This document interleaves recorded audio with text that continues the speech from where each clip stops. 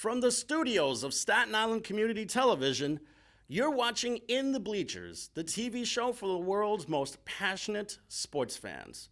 Hello and happy Labor Day, everyone. I'm Jaime Hixson, joined by my dear friend over the phone.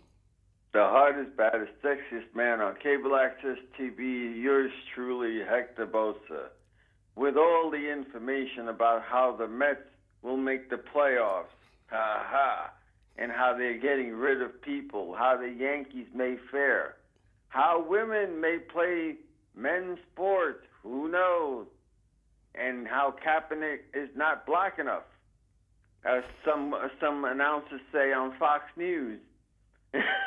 Oh. So let's start with your favorite thing, and that is the big thing that's coming up, the female football player.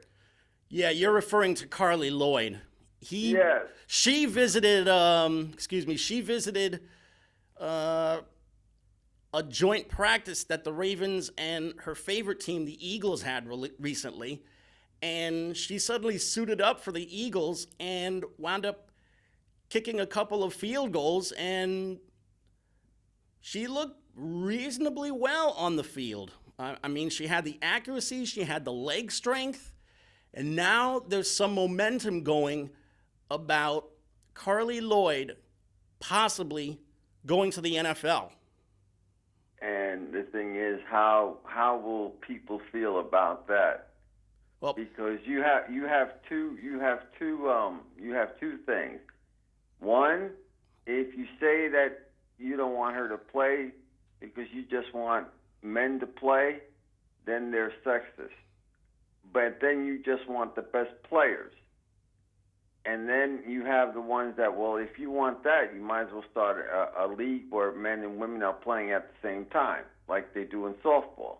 They probably have a league like that, but it's semi-pro. They do. They have men and they have men in a female league where you have to have at least 2 women and the rest men, or 3 women and the rest men. You have to have them on the field. That they do.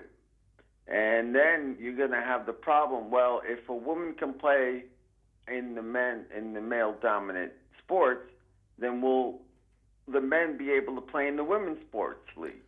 All I'm going to say is the way place kicking has been historically, she would be better by herself than maybe 60 to 70% of the place kickers that occupy NFL rosters right now, because she's that good. You're absolutely right. I agree with you on that. It's just that it's opening up a whole can of worms. Not that I'm saying she's not good and so on. I'm sure she'll be great. But then you have a whole pile of, you would open up a whole can of worms, because then you'll have to say, well, if she can play in my league, why can't I play in their league? That's the thing you're going to start having. And then you might as well start a league where women and men are playing at the same time and have that. I mean, men want to see men play. Men don't want to see females play, because if that was the case, then the female basketball league, the Liberty, would have more people watching them.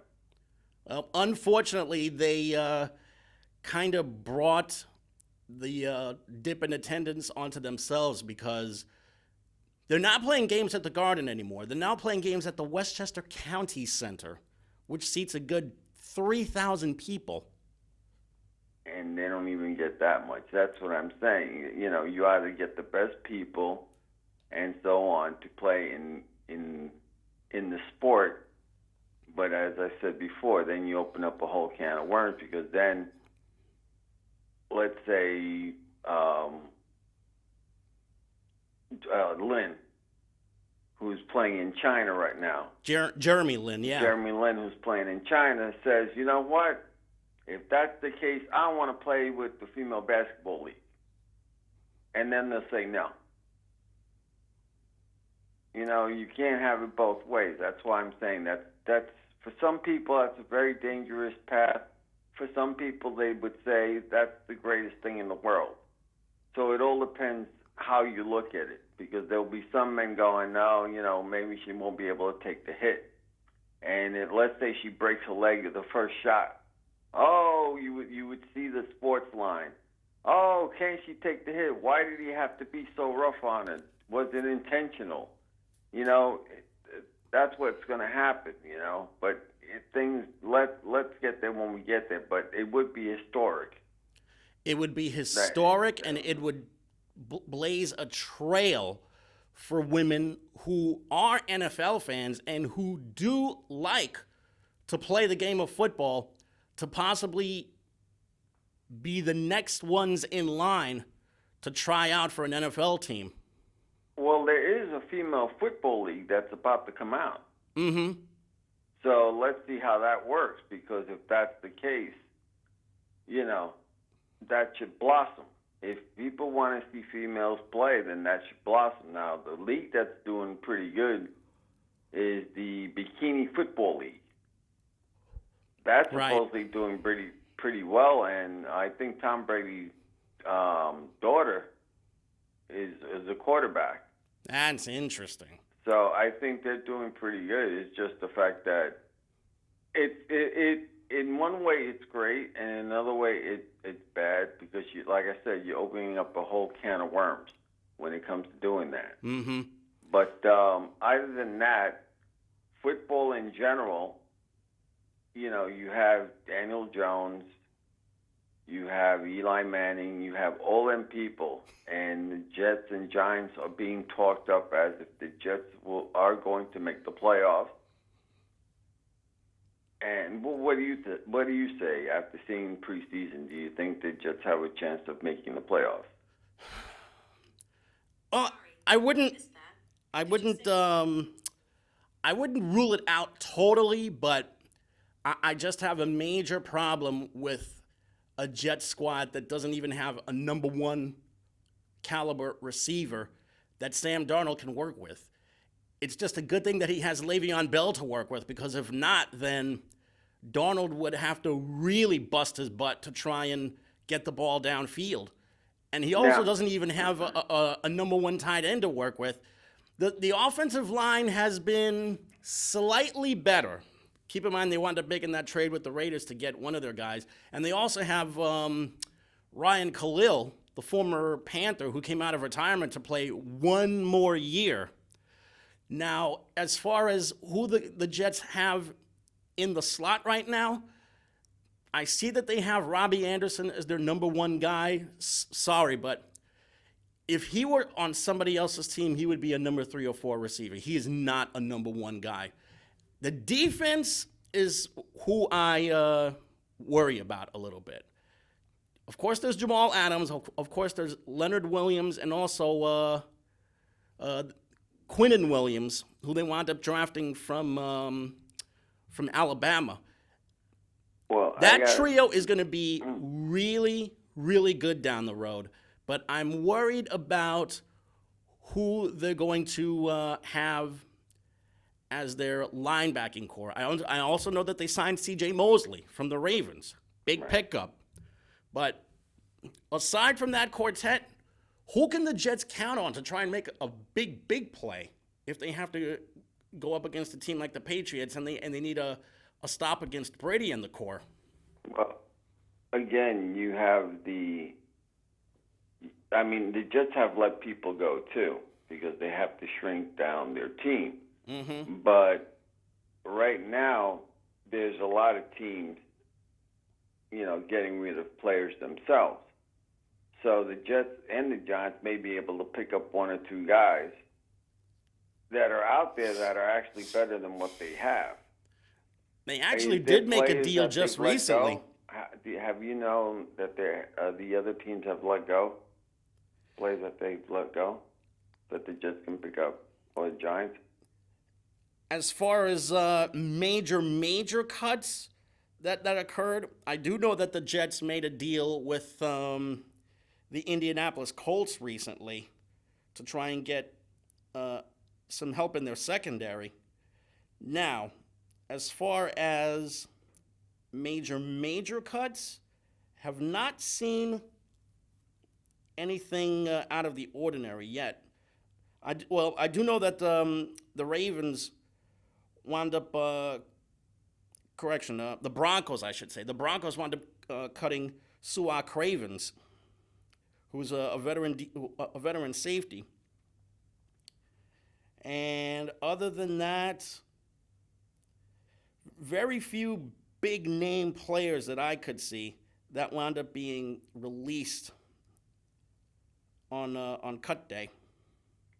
Well, so far now there may not be major players, but can the Jets or Giants pick up anybody that you know that could do better than what they have? Pick up someone that they did better than what they have?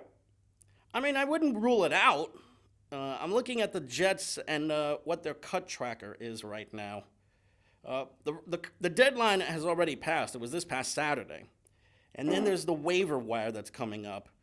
So no major names yet that have been released. Okay, well, you know, like I said, the radio stations and newspapers that the Jets and Giants really do have a good shot at making the playoffs. Now, how far will they make the playoffs? That's a whole different story. You know, Well, they're predicting it. I mean, the Patriots will always be there. I should say this, though. One guy that is definitely in danger of getting his walking papers is the place kicker, which is Taylor Bertolette. He butchered 3 field goals in the Eagle game a few days ago, and he is really, really on shaky ground right now. And the thing is that that's the only thing that you have. Mm-hmm. You don't. There's nobody out there. Nope. You know, unless you pick up. And you know that's kind of funny too, because soccer players normally have strong kicking. Mm-hmm. And I'm surprised isn't it not more soccer players in the football league if that's the case that they've played. You know, there have been plenty of soccer players who have made the NFL. A lot of them, though, used to kick in high school or in college before they made the transition to the major game of football. So don't be surprised if you see any more soccer-style players make their way onto a roster somehow. Because I've seen that happen. I mean, there was a couple of soccer players back then that there were they made the team, and some of them didn't make the team. Mm-hmm. You know, and some of them just wanted to go back and play soccer because I think they just didn't want to take the hit.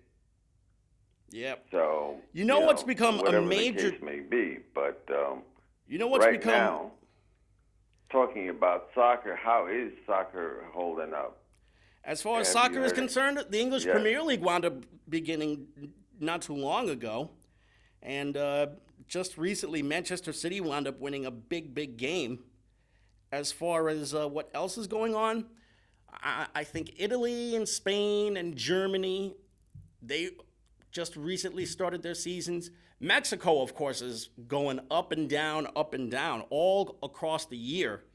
And as far as Major League Soccer is concerned, let me see if I could get you a Major League Soccer report right now. Because Messi and Ronaldo, they're on TV a lot together and so on, complimenting each other. That's right. I see. Here we are. No action going on right now. And I see that we were talking about Carly Lloyd earlier. Yes. We should thank the fans for really supporting the women's national team, because just recently the Americans played a friendly match against Portugal. They drew 49,500 fans in Philadelphia for this match. They draw better than the men. Drew a hell of a lot better than the men. Yeah, the women's team is normally better than the men for some strange reason. I don't know why. Although the men do draw very, very well. The men have some really good supporters too. Yes, but the but they women, don't do nothing. but the They don't make the women, playoffs or nothing. the women just set a record for the most fans drawn for an American friendly match ever. Yeah. So that's one thing. Another thing is a lot of talk going on regarding the UEFA Champions League. And they've already got the groups set up, groups A through H. And as always, you've got your usual suspects. You've got Chelsea, you've got Benfica, Dortmund, Barcelona, Inter Milan, Liverpool, Napoli, Salzburg, Moscow, Atletico Madrid, Juventus, Leverkusen, Manchester City, and Dynamo Zagreb. And also Bayern Munich, Tottenham, Olympiacos, PSG, Real Madrid, and Galatasaray. Exactly. So you have normally the usual suspects. Mm-hmm. And it looks like Neymar might have found himself a brand new home.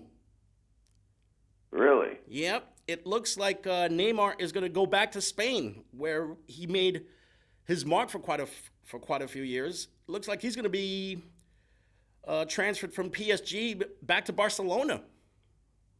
Well, then that should be a good thing for them. Well, it's going to be a costly thing for them. It's going to cost them $138 million.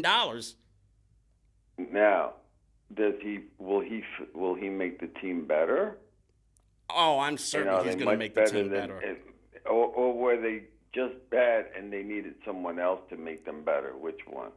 I think it's just a matter of Neymar really missing his time in Spain. Not only that, but Neymar was not playing well with PSG this season, and the fans made it loud and clear that he was not the answer for them.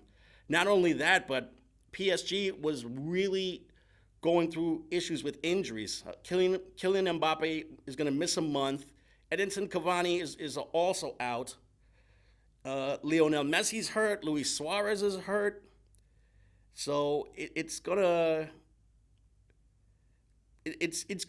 be, this trade's gonna be made at the right time for Barcelona, because with Messi and the others out, Neymar could probably step in and give them a little scoring punch and a little creativity on the line.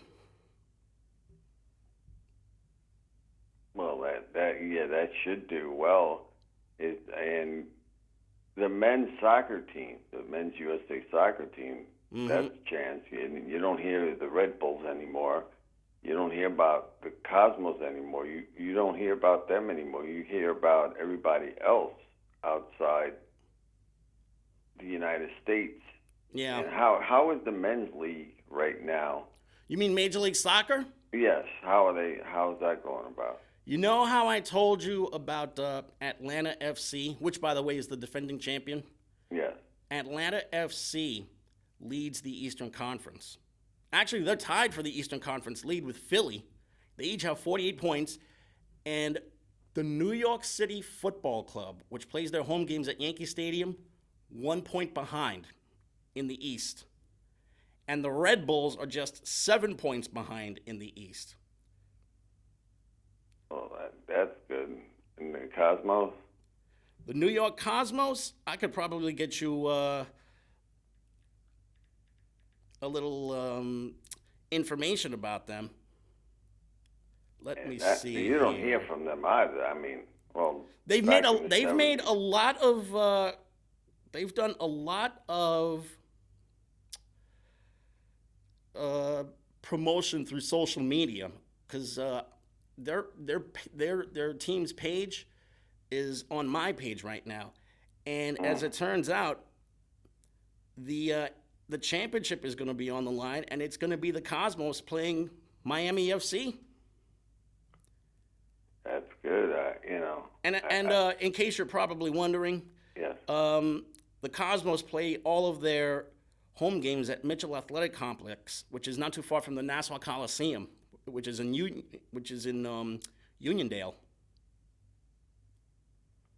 So the Well, championship is going to be played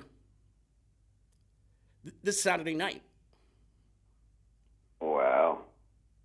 Hopefully they'll have a chance to win. Mm-hmm. And hopefully they'll get better coverage, because you don't hear about the Red Bulls and Well, New York Cosmos. You don't hear about Major League Soccer anymore. You barely hear from them. well, the Cosmos we very rarely hear from unless we get stuff on social media. Yeah. The Red Bulls, they're always having their games broadcast on MSG, whereas Yeah. NYCFC, their games Yeah. are always on the Yes Network. Yeah, but I'm just saying, do enough people watch the games and so on? That's the thing. Mm-hmm. Do people still watch? And I don't know if people still watch the games anymore.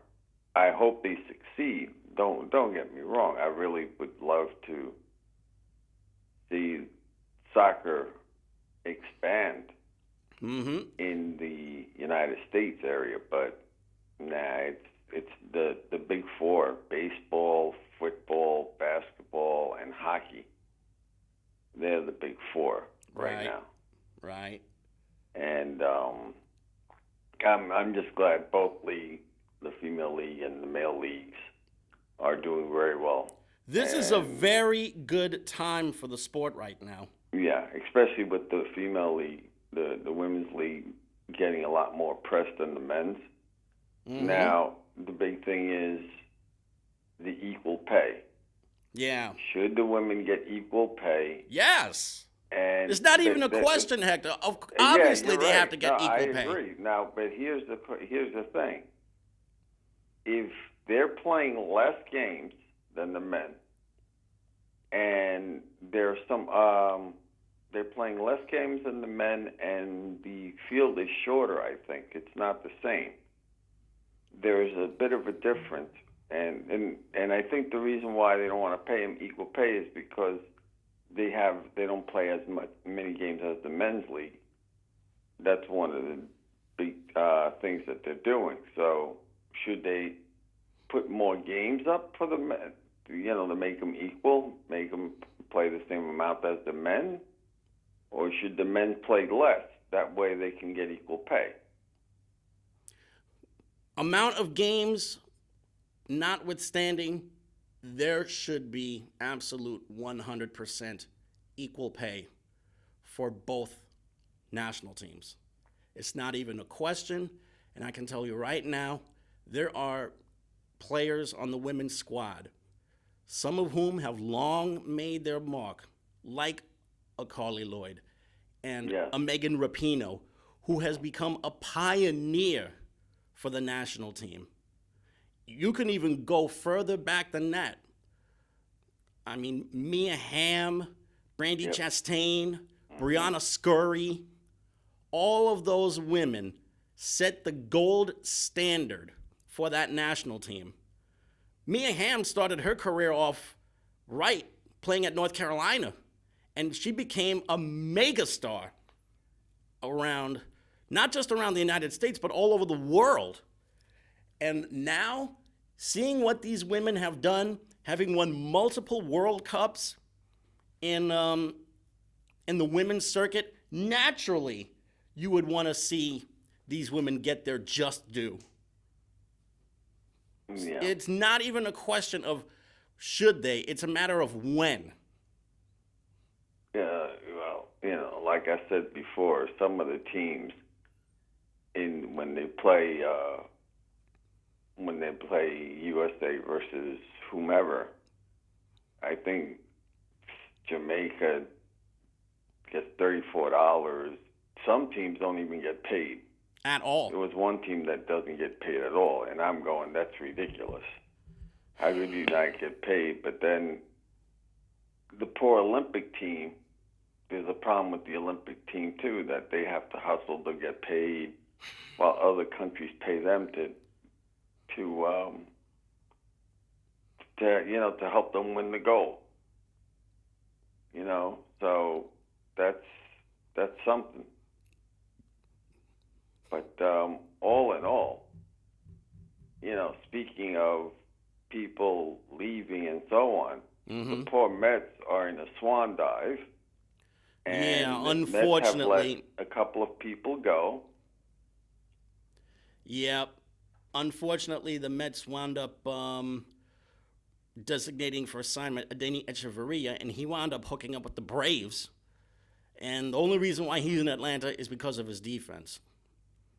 I mean, naturally, his defense would have fit right in, and it did on a couple of occasions with the Mets, but the guy was just not hitting at all.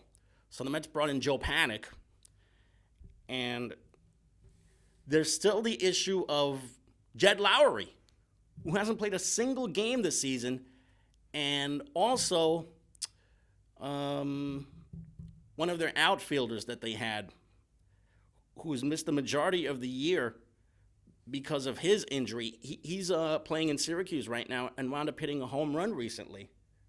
Brandon Nimmo. Yeah, but the Mets actually have let go of front office people. Yeah, Ruben Amaro Jr. wound up getting his walking papers just recently. And Wednesday part ways with scouts Tim something and Lee McPhail. Yeah, this just goes to show you that Tim Kishner. there's a major difference between scouting departments like the Mets have and scouting departments like the Braves have. The Braves always build for their future because of terrific scouting. That's why they wound up getting guys like Ronald Acuna Jr. As far as the Mets themselves are concerned, they're back to some really, really bad habits. Not only did they get swept two series in a row, by the Braves and the Cubs, they had to go back to playing their division rivals, the Phillies, and it's gone from bad to worse with them. And this time, the problem is the same problem that they had before this 27 out of 37 streak that they had. They're just not hitting. And this is a major indictment on guys like Todd Frazier, who's hitting barely 230 this season, and also Juan Lagares, who's had major problems staying healthy. It's gotten to the point where the Mets really have to start looking for some sluggers to try and plug into their lineup, whether they draft them or whether they look for them on the scrap heap or something, because the Mets cannot keep on stabbing their own pitching in the back by not scoring any runs for them. I mean, look at what happened to Jacob deGrom. He pitched his heart out the other night, and what happens? He wound up getting taken to school twice for a pair of home runs. This offseason is going to be really, really, really, really important for them. Well, that's going to happen. I don't know, are the Mets on the downfall now? Now, do you play Mickey Callaway? I mean, this is the part where you go and say, okay, what? The problem is the batting order. The batting order is not getting big hits like they're supposed to when they did during their 27 out of 37 streak. They're not moving runners over. They're not getting 2-out hits. They're getting outclassed by better pitchers on the mound. I mean, there's only so much that they could do against a guy like Dallas Keuchel or John Lester. But, you have, this is what we were talking about before, when they were winning, they looked great, and Callaway looked fantastic as if he was the brain trust. Now that they're back in a losing streak again, what happens then? Is he still the great brain of all time, or is it is it the team's fault that they're losing because they're not hitting? It's a combination of things. It's Mickey Callaway mismanaging his bullpen and his starting rotation the way he has. It's the batting order not getting the big hits when they're supposed to. It's the bullpen falling back into some really bad habits, giving up big hits in a big spot. So all of that has contributed to the Mets' free fall right now. But is that the fault of the manager that they're not hitting properly and so on? Because again, if they would make the playoffs, then he would be fine. See, that's what I was talking about last time. If or when they made the playoffs, does Callaway save his rear end? He would have to go on a really long run, specifically win the World Series to save his job. That's the only way. Then there may be a possibility, I think, that because if he's mismanaged so much, then no. And even the GM that they have, Van Fleet, is he? Should he be gone? You mean Brody Van Wagenen? Yeah, Brody Van. Should he be gone? He just got here, so he really has not been given too much longer of a leash yet. So I would wait until the regular season, see what the Wilpons have to say, if anything. We barely get a word out of them anymore. If it were up to me, Brody Van Wagenen would get a little bit more of a longer leash because he just got to this job. Yeah, but he was whatchamacallit. He was just I forgot his former job. But, they just put him in there. What has he done so far? Has he done a good job so far, or has he done a bad job? He hasn't been terrible. He hasn't been terrible. I mean, don't forget, he's the same guy that did the J.D. Davis trade. And J.D. Davis has played very well this season. And he also brought in Wilson Ramos to be the catcher. Wilson Ramos has been hitting the ball very, very well this year. Catching-wise, he's been a little bit of a hit or miss type of catcher. He has not looked good with this Jed Lowry signing because Jed Lowry has not played a single game all season. So that's one thing that's one scarlet letter that's on his resume right now. Another scarlet letter on his resume might be Jody Familia, who's been dreadful the entire season. So when you think about it, it's been up and down with Brody. He's had his hits, he's had his misses. I would say give the guy one more chance for next season. And I just got word that Gio Urshela got hurt again, so he's on the disabled list. Well, it's the injured list now. He has a groin injury. And then you have Edmund Rosario. Does he keep his position? You mean Ahmed Rosario? Yeah, Ahmed Rosario. Does he keep his position? Do you let him play out of the season, or? Overall, he's played well. He's been hitting the ball so much better this season. He's not been as over anxious at the plate as he was last year and the beginning of this year.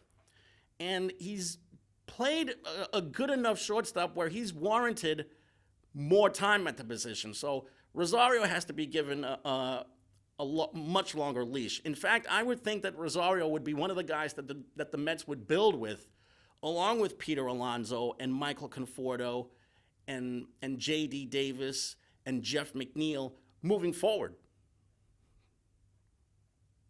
So you should just let the young guys play and forget the playoffs, or do you just try to make the playoffs? They're going to try and still push for a playoff spot because with 1 month left in the season and about 5 games to make up, it's not impossible. But look at the people that the Mets are behind. The Cubs, the Phillies, the Cubs, the Phillies, the Washington Nationals, and so many others. So I wouldn't rule it out, but the chances are really, really slim right now. Well, with the lineup that you said last time on who they still have to play, I mean that's like I said, pitching wise, if the Mets are on, can beat anybody pitching wise. They do have a real good starting 3 or 4. Mm-hmm. You know. But the problem is they have not supported that pitching with any runs. Jacob deGrom has been the major recipient of all the rotten luck on that staff. He's a .500 pitcher for a reason, because his batters cannot score any runs for him. Well, that's been their MO for the longest time. You know, they're not giving their hitters support. When they hit, they're on. When they're off, they're off. So, you don't know what you're getting. Just like the Yankees, you know. If you compare the Mets to the Yankees right now, that's apples and oranges right there. Yeah, are they hitting more, or is their pitching supporting? Are the Yankees supporting the pitching? By far. Why do you think they've hit so many home runs this season? Even though the Yankees pitching has not been the greatest. Even though the Yankees pitching has been very mediocre this season, save for Domingo Germán, that batting order has been the lifeline of that roster the entire season. What is it now? 12 batters who have hit at least 10 home runs or more? That's got to count for something. And not a lot of these guys are even full-time players either. And the injuries that they've had to put up with, I just mentioned Gio Urshela has had to be put on the injured list because he hurt his groin. How they've been able to score so many runs with so many people in and out of their lineup is just a testament of, one, the type of players that they have, both on the bench and in their frontline batting order, and two, the type of manager that Aaron Boone has been the entire season. He's done a masterful job managing that lineup and that starting rotation, if you ask me. So let me ask you, compare him to Girardi. Considering Girardi took you to the playoffs and has taken you to the World Series, and then they let him go when he went to make the playoffs. How did they? Do you think that they did the right thing by getting rid of Girardi, even though he made the playoffs? Looking back on it, yeah, they did do the right thing, because a lot of players were not particularly happy with Girardi, especially the way he was mismanaging that bullpen. But this time the bullpen's been significantly better. And the Yankees can use any guy they want in a big spot, getting to Aroldis Chapman. And back to football, I was talking about Kaepernick. There was a gentleman on F1 on Fox saying, because we know Kaepernick is biracial. There's a lot of biracial people now in the world, and one of the gentlemen who is black is saying that Kaepernick was not black enough, so he doesn't know what black people go through. And I'm going, because he was raised by white parents. And I'm going, are you kidding me? I'm not even going to dignify with that with a response, because that is the single dumbest thing that I have ever heard. I want to move on from this. I don't even want to discuss that anymore. It is downright ignorant of any person to say that about any individual. And there were a couple of people talking about this, and I'm going, are you kidding me? Well, I hate to tell you this, but we've got about 20 minutes left, and there's something that I really, really need to move on to. Yes. Hockey. Yes. Just a quick thing. Yep. Rangers, Devils, and Islanders. How do you see them? All start their preseason this month. If you were to ask me right now, I would say that maybe I think the Devils might be the better team, because they've got 3 really legit, 4 if you count Jack Hughes, scorers that they could go to at any given time. I think the Rangers have a And any a of little the bit, Canada teams making it. definitely Toronto. Speaking of Canada, Yeah, exactly. That's a good lead-in. just recently I made my visit to Toronto, and I had the pleasure of visiting the Hockey Hall of Fame. And I also took in a Blue Jay game at the Rogers Center, and I also saw the old Maple Leaf Gardens where the Maple Leafs used to play. So, Mike Stanton on the other side of the glass, if you please. For the record, we're going to do this with a little sound in the background. So we showed you we just showed you baseball player. We just showed you the outside of the Hockey Hall of Fame. If it didn't have the words Hockey Hall of Fame on it, you would have thought that it was a governmental building. So now we're looking inside the hall, and those are statues of a goalie and an old-time player. And then we have the windows of all of the jerseys that they have from the league to the Ontario Hockey League, to the Quebec Hockey League, to even the Canadian University Circuit. Well, the buildings are much nicer, it seems, over there and clean over there than they are over here. And right now we're looking at a Canadian hockey team jersey. You need something. And then we also have jerseys of teams from countries that you didn't necessarily think had their own hockey program. Of course, you got the usual suspects like Russia and Finland and Sweden and the Czech Republic and Slovakia. But then you have countries that used to have hockey programs in the past. You saw Australia. There's a hockey jersey from China. There's another one of the Canadian hockey jerseys. There's Dominik Hasek's jersey from when he played for the Czech Republic. There's a Team USA jersey. On the other side, look at all of the jerseys that they have here.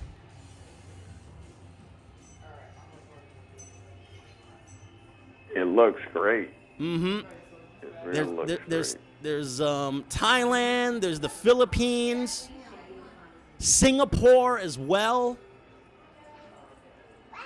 Even Argentina once had a hockey team, but this was many, many years ago. Yeah. I think this might have been before the Russians really started to put their stamp on the international circuit. And of course, there's the Team USA window, which has a cutout of the late Herb Brooks and a 1980 style jersey, and a Wheaties box with the 1980 team on it. To this day, Herb Brooks is still revered by American hockey guys. And why shouldn't he be? He was the guy that won the Olympics. He was the coach of the Olympics, and I think he was, I forgot if he was the coach. Yeah, he was the coach of the Rangers. That's right. He coached the Rangers and won. He coached the Devils for a short time. But he won a cup with the Rangers. No, he never won a Stanley Cup with the Rangers. He never did. I thought he did. Unfortunately not. And there I see Tony Granato. And then there's the women's hockey jerseys featuring the national team jersey from when they won the World Championships many years ago.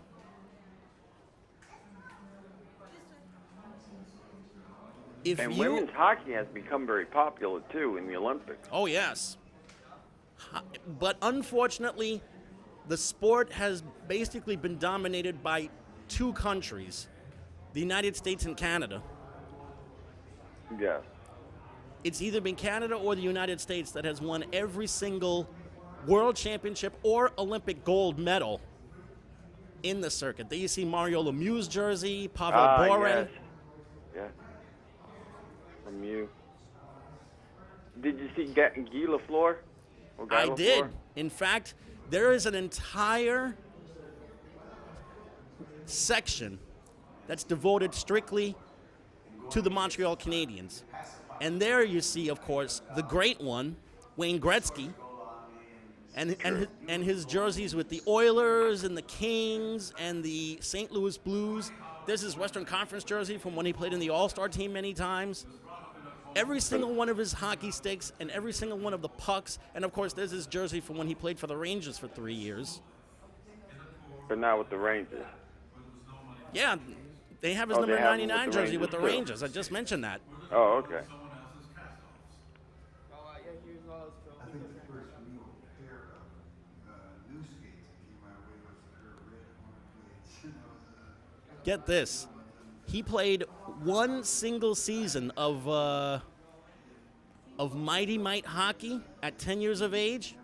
Yeah. He scored an unheard of 378 goals in one season.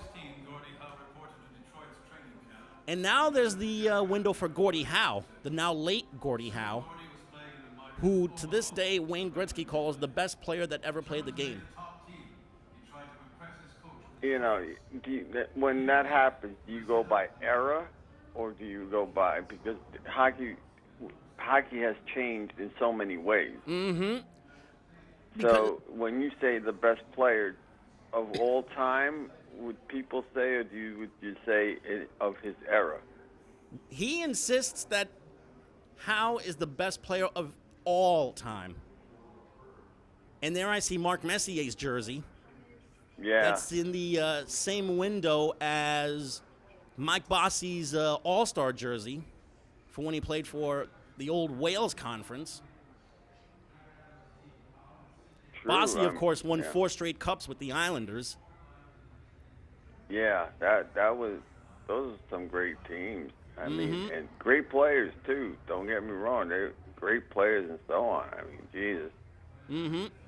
Keep in mind, Gordie Howe started his career at a time when there were only 6 teams in the NHL, and they operated with 6 teams for about 40 years. And also, they didn't need all equipment. Mm-hmm. And there we see Mike Bossy and Brian Trottier again. And now we go into the Montreal Canadiens locker room. It's a replica locker room specifically for Le Canadien.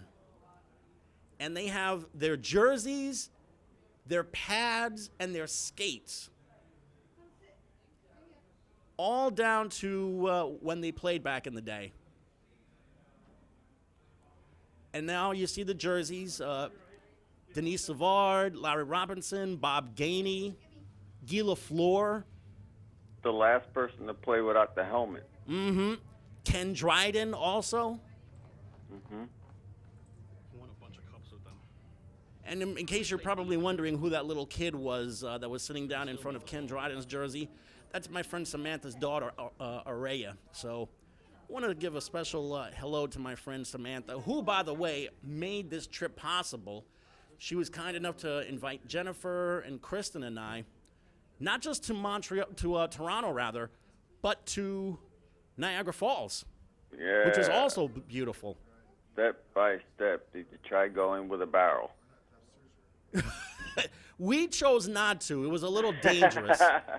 And there's Serge Savard's jersey. And there's Yves Cournoyer, Henri Richard. Let's see here. Jean Beliveau as well.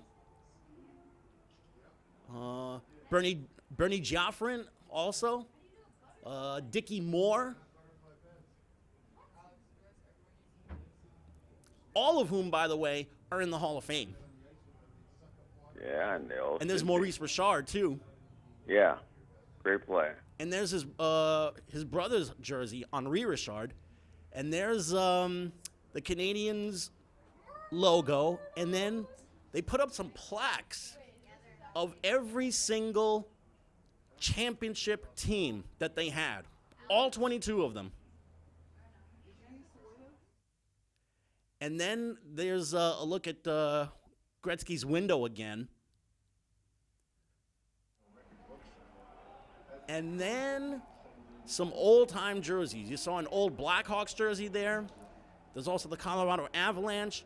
And then the current Blackhawks jersey that they have, which is the one with the Indians head on it. And then that, I think, is the Detroit Red Wings mural, and also the Ottawa Senators mural, the original Ottawa Senators from the 1920s. Then there's a Maple Leafs jersey, naturally. Another Islanders jersey.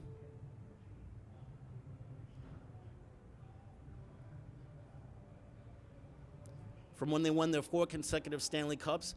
I see Billy Smith's number 31 jersey is folded up and put in a glass box. And then it's back to Le Canadien again. And then the Maple Leafs.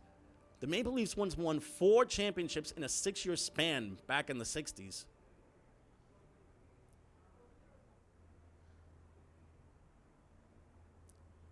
And then there's Maurice Richard holding up the cup. And then they even have their own 3D television screen, which is inside their theater. TSN, which is Canada's sports network, their version of ESPN, they work a lot with the Hockey Hall of Fame. And of course, if I'm not mistaken, I think TSN also does Hockey Night in Canada. It's either them or the CBC that does Hockey Night in Canada. And then you see a whole bunch of other old-time jerseys. Do they have a wing for Terrence and Phillips? Unfortunately, they did not. And neither did they have one for the Hanson brothers either. But then we just saw P.K. Subban, who's now with the Devils, and Haley Wickenheiser, the female star who won multiple gold medals at the Olympics and at the World Championships for Canada. Then they have a special section for every player that's a fan favorite.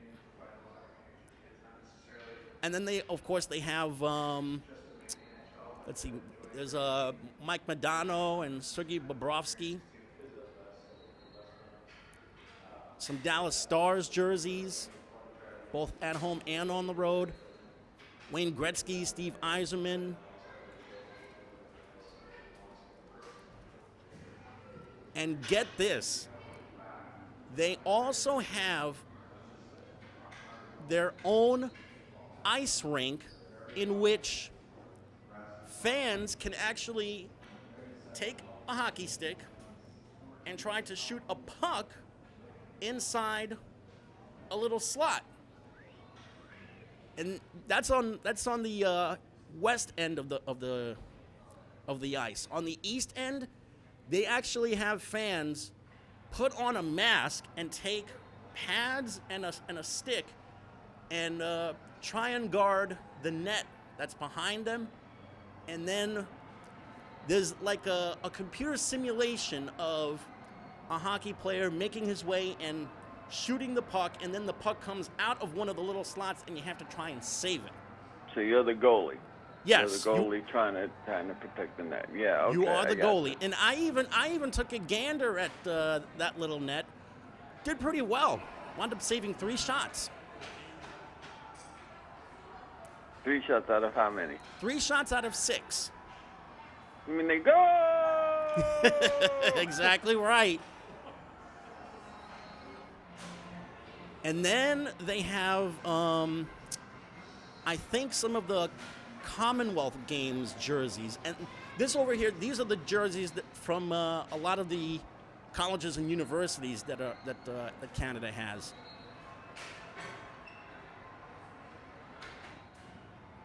And there, once again,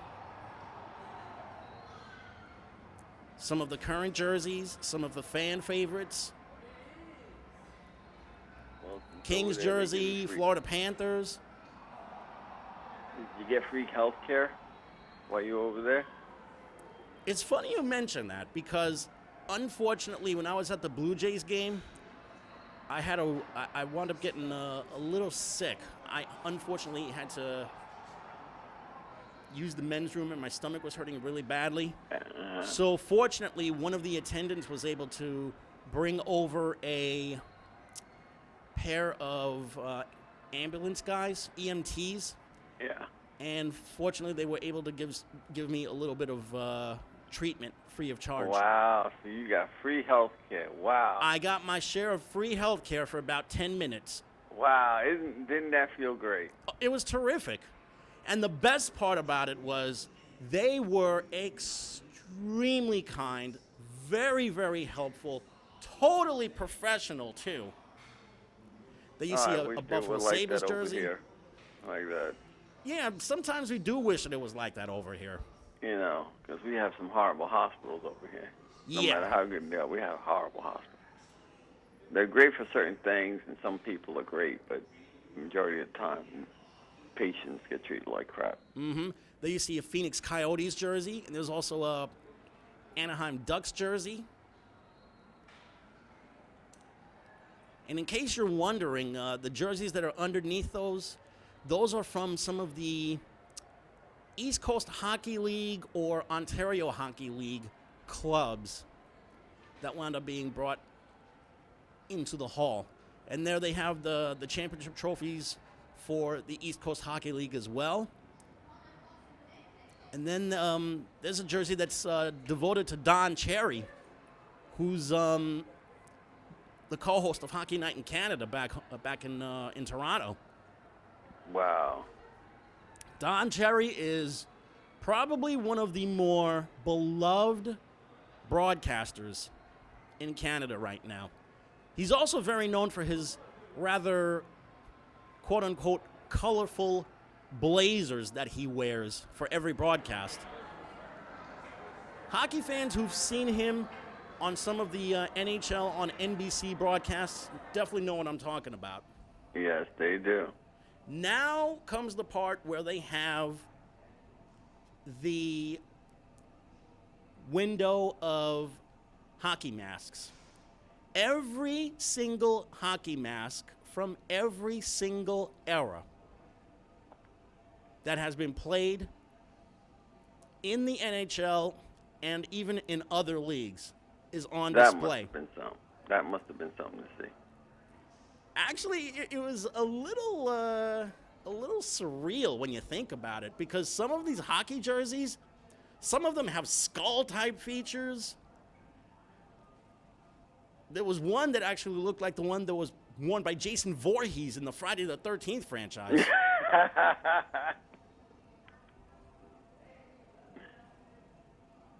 You know, and goalie masks have become very eccentric. Mm-hmm. Every goalie has their own personality on their jerseys. I remember seeing one that looked like the Predator. Mm-hmm.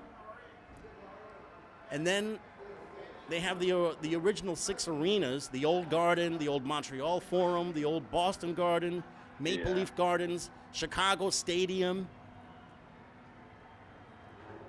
Exactly. All of which are torn down except for this that you see right here, the Maple Leaf Gardens, still up for over a century. And here's the Rogers Center, which I wound up attending a Blue Jays game in. And coming up right there, that's my seat from behind home plate, all the way upstairs for Blue Jays Rangers. Now, I bet you were able to get a better seat than when you would get here in New York. Actually, I got the same exact seat. Oh, okay. All the way upstairs behind home plate. The price is cheaper over there? When you think about it, they're almost the same. Oh, okay. Mine was about $26 in Canadian money. In American money, that would go to about $15 or $20. And unfortunately, we've run out of time because we got 36 seconds left. So Hector, I'm going to have to bid you adieu. All right. Have a good one. Thank you. Thank you to the people in Toronto for being so kind. And thank you to Mike Stanton on the other side of the glass. Not to be confused with the Mike Stanton that pitched for the Yankees or is currently hitting for the Yankees when before he was known as Giancarlo. For everyone here, I'm Jamie. Along with Hector Bosa. Good night, everyone.